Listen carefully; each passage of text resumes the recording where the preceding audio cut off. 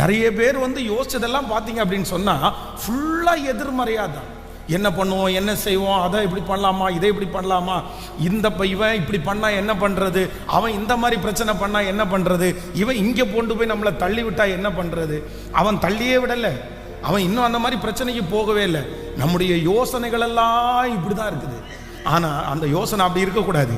அதற்கு மாறாக காலையில் இருந்து திரும்ப படுக்க போகிற வரைக்கும் என்னுடைய இருதயத்தில், என்னுடைய சிந்தனையில் என்ன யோசிக்கணும் அப்படின்னு சொன்னா, உண்மை உள்ளவைகள் எவைகளோ கர்த்தரை குறித்து, அவருடைய வார்த்தையை குறித்து, தரிசனத்தை குறித்து, உயர்வை குறித்து, என் மீட்பருடைய அற்புதத்தை குறித்து பிரதர் நீங்க யோசிக்க ஆரம்பிச்சிருங்க, சிஸ்டர் யோசிக்க ஆரம்பிச்சிருங்க. உங்க சிந்தையை சிறைபிடித்து வைத்திருக்கிற அந்த அவிசுவாசத்தினுடைய கட்டுகள் இப்பொழுது இயேசுவின் நாமத்தினால உடைஞ்சு ஒரு விசுவாசம் உங்களுக்குள்ள